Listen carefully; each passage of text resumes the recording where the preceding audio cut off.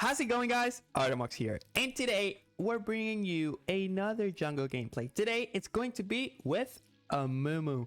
This champion has been terrorizing low elo for a bit, and I feel like this is a champion with this build that you're going to be able to use. If you like this type of content, please leave a like, please leave a comment on what you guys want me to play or talk about next, and let's get right into it. So the main build that we're going to be talking about, it's going to be Sunfire Aegis plus Demonic Embrace. So this build has been terrorizing solo queue for a bit, and I feel like it's a pretty interesting build because in a way, with champions that have really high base damage on their kit, that don't need a lot of AP ratio, don't need a lot of AP to be able to deal a lot of damage, is very, very good. And this is the prime example, Amumu.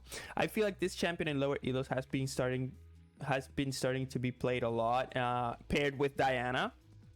So that with that build, you're going to be able to, do great things. I feel like you guys should definitely be able to play this build in a way that, you can abuse it while it lasts, because I feel like it's going to be getting nerfed soon. And at this point, guys, I'm not gonna lie. I try to get a really good average game, but at the end of the day, I was not able to. Sadly, because I played like 5-6 games, and they were either like, there were like 4 games that were like massive stumps from my end or massive stumps on their end, where I was doing good, but we still lost due to the fact that, there's just some games that you cannot just simply win. So at the end of the day, I decided just to show you this so that you guys can see the, how the jungling, because it really is not only the build, it's mostly also the jungling, and you're gonna see the main concepts that we've been talking about. But at the end of the day, you're gonna be able to see how Amumu could definitely be played on lower elos. Higher elos, I kind of doubt it because he has a lot of weaknesses. But in lower elos, I feel like you guys definitely can make use of it so that you guys can, exploit it while you guys can. So right here, we're going to start blue. As you can see, matchups, it's going to be Jax versus Gangplank. Gangplank is going to be pressuring Jax a lot with his Q. And then you're going to see Vex versus Zoe, Again, this is a very skillful matchup. It really depends on who wants to go first. And then you're going to be able to see Renata versus Sivir, and then Vayne versus Lulu. And the main thing here is the fact that I want to play around bot side, mainly because, one, I have my blue buff up top. I love blue buff with Amumu. And not just that, but most of the setup, you're going to be having it on the bot side, even though you have a good setup on your own. But most of the damage is going to come from the bot side because of Sivir, because of Renata. And then you can definitely make something happen around top side, but it really going to be depending. So that's why I started blue. I'm going to start my blue. I'm going to try to get my level 3. Boom. I'm going to do my blue. I'm going to do my Grump. After that, I'm going to do my Wolves. And then right here, I'm already noticing something.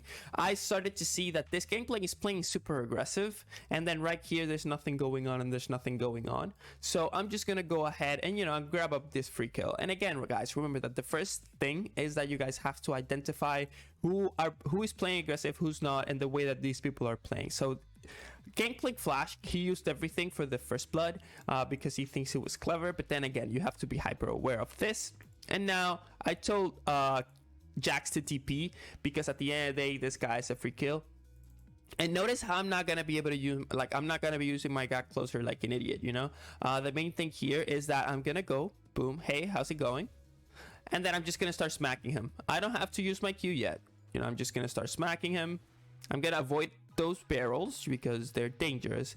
And then right here, boom, I can use my first Q here. And then we're going to be able to get the first kill. After that, all my camps are on the bot side, which is kind of unlucky. But then again, still the first kill. Definitely going to be able to help the Jax. I'm going to get the Scuttle Crab. I see this happening, and it's like, okay, we could definitely do something. But either way, I have to still transition. I have to go towards my bot side. So I'm going to make use of it by putting some pressure on the mid lane and then going bottom. Usually, this is not that good because you're going to be able to give your position away and everything. But on the lower elos, you don't have to worry about this too much, so you can definitely do it. Obviously, she's going to stun me. I don't really want to do much. You can see Kane trying to get the Scuttle Crab, which is something that I realized. People overvalue after the nerf. People overvalue their Scuttle Crab, so I wouldn't go that hard for the Scuttle Crab. So I'm gonna do my Raptors. I see that there's a gank happening here. Notice how these people can go, super low. Boom. They're trading a lot, and it's like, okay, I kind of want to go, but then, once everything is said and done, half HP, and then these people are super low, I could definitely go over something to try to protect them. But at the end of the day, it's not the thing that I want to do. I kind of want to kill everyone. So I'm gonna go ahead and finish up my my red. I'm gonna do my Krugs because I still have another smite. And then I'm gonna go ahead and check out the things. Notice how Gangplank's still playing super aggressive. Mid lane is super even. Like, there's not a lot of situations that are going to be happening mid lane. And at this point, this Vayne and this Lulu are super low. These people are super low. So most of the action that is going to be happening for the next few minutes is going to be bot side. So I definitely want to be here. I'm going to sweep this bush, just make sure that they don't know where I am. And they're gonna back off because they're kind of scared, so since they're kind of scared, I just want to back off too, because I don't want to like overdo it. I don't want to just be standing on a bush. I'm gonna throw this crying orb. They know that I'm already there. I'm gonna try to get a stun on her, see if I can get some damage, but at the end of the day, there's nothing. I'm gonna try to get this wave going. Once I see the TP, I'm gonna back off, and I see that this people are definitely destroying my Sivir, and it's like, okay, this is my time now. They're very low. They kind of want to finish up pushing, and it's like, okay, you guys don't want to back. Okay, you guys are doomed. So I'm gonna go waiting for the Q. Boom, I get the free kill. After that, the Lulu. I still have another Q. I'm still not using it because I don't really have to use it. And thank you very much for the free double kill. Obviously, I'm gonna help him push. I kind of wanted to take the cannon, but I see that I, want to make sure to get the dragon. But Kayn wants to gank mid lane, so it's like, okay, I definitely want to do it. I'm gonna go for it, but then Kayn flashes, and I'm not gonna be able to get that kill. But I'm going to be able to clean up this wave.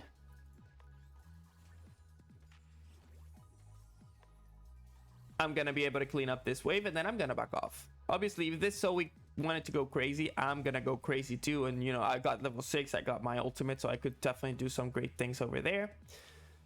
Obviously, with that first kill, this Jack somehow started to get a lead over this Gangplank, which actually made me really happy. So after that, I kind of want to go for my blue, but the bot lane is looking just so juicy. Look at the wave pushing in. These people have HP. This guy's full HP. So at the end of the day, they're going to be overextending. They're not gonna have any summoners, and they're super low. So at the end of the day, why wouldn't I make this happen? So I'm gonna go in there. Jack skills the top laner. I'm super happy about that. And then now, hey guys, you guys are doomed. I'm gonna flash. Boom. Thank you very much. Vayne lives. But then again, I'm going to transition into trying to help my team first, okay? Always try to help your teammates first. I'm going to go get my ultimate, and they're screwed. Notice the patience, guys. I need you to notice how patient I am using my Q or my abilities, because it's very important for you. It's very important for you to understand when you should use the gap closing, when you should not. But at the end of the day, it's that. So notice how I'm just basically using everything that I normally use on the early game to try to make use of everything. I got my situations. Obviously, Amumu is really good at this because he deals good damage. He has a great amount of CC, so you can definitely make stuff happen, especially when you have your ultimate. So every single time you have your ultimate, guys, make sure that you guys are able to create something around the map. And to talk about a little bit about the build, the fact that Aegis gives you power as long as you're in combat, and then it gives you like your auto attack get empowered once you are done with it. Not done with it, but like once you have it stacked up like a conqueror. Plus, if you start building Demonic Embrace, it's going to be giving you more power to your W and to your E, plus giving you AP and making you tanky, because they all give you magic resist, armor, and tankiness. This build is just crazy. You're going to be tanky, you're going to be dealing a lot of damage, and it's super crazy. So with that, that paired with the amount of CC and the amount of power that you can get, it's going to go super crazy. And again, I'm telling you, I can deal a lot of damage. It's just the fact that for some games, is that the damage that is going to be needed? Maybe it's the CC, maybe it's the fights, and at the end of the day, it's going to be super insane. So right here, I'm gonna go towards my red buff. I see that the bot lane kind of wants to go crazy again, and guess what? I have my ultimate ready. I can definitely create something around the map. So I'm going to go get my red buff. And then after that, they kind of get spooked out, and I definitely, realize that. So I'm gonna do my Krugs, just to make sure that they are able to check out, to lower their guard, right? Because right now I feel like their guard is way too high. So I'm just gonna chill it out just a little bit over here, just to wait 2-3 seconds, and then I'm gonna back off just to see if they lower their guard. Right here, I'm still deciding whether I want to do something or not. And then again, I see mid lane, I'm gonna take a plate, and then I'm gonna throw Herald. I want to get all of those platings, and then I see right here that they lowered their guard. I see Kane down here, and it's like, now it's my time for action. So I'm gonna go in. I was thinking about flashing, but I don't really feel like I need to. I'm gonna use my ultimate. Super good damage. I have my second Q. Thank you very much. Super free kill. And now out of a lane that was getting destroyed, a lane that was getting, they were losing, I was able to turn up the tides. Not just that, but I helped the mid laner throw in the Herald. Guys, Heralds and objectives are going to be super important with this type of champion, because it's not like you're the main carry, even though with this build you could definitely be the main carry, but then again, you have to control those objectives. So we didn't get the dragon, but we got the first Herald. We held mid lane with the first gank. That's, I'm very happy that Jax was all that everything that he needed was that. That first gank, and then now he's completely dominating the lane. So at the end of the day, I'm waiting for Skull Crab here, and I see Kane. Okay, so the main thing here is the fact that I'm 2 levels up on Kane. I could definitely kill him. But right now, I have no ultimate. Right now, there's nothing really going on that I can actually get something afterwards. And as you can see, Zoe is there, but Vex is not, and then bot lane is backing. So potentially I could fight this guy, but I don't really want to do it because this guy could rotate, these two guys could rotate, and I would not have help from my team, and I would be overextending and potentially die. I have a shutdown, which is not something that I want to be giving away for free. So I'm just gonna back off. That's the only reason why I was not able to fight him.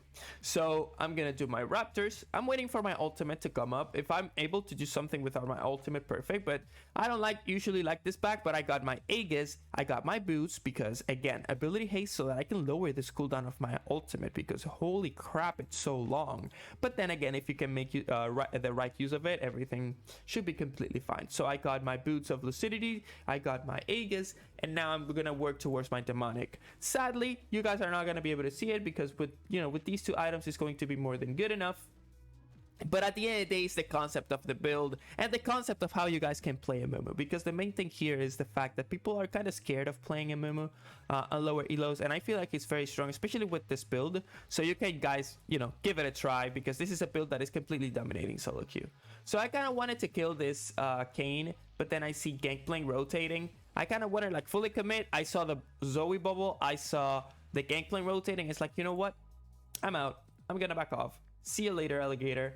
And then my Vex kind of gets in trouble here and gets destroyed, because she was not aware that there were 3 people over there. And it's like, oh, I'm truly sorry, I'm out, peace. Sacrifices sometimes need to be made. So I'm gonna go ahead and try to push this. Notice how now, as it should be, my bot lane is winning, my top lane is winning, mid lane is the lane that is kind of looking for some contention, but at the end of the day, with these 2 lanes winning, I'm very comfortable. I'm gonna wait for dragon to spawn. I'm gonna go ahead and take it. And at this point, guys, when you're this far ahead, you should not let the enemy get the objectives. I've seen a lot of players, I'm okay with not contesting a few first dragons so that you can get an advantage, but I already got an advantage, So I cannot let them have the objectives anymore. Every single objective is going to be mine.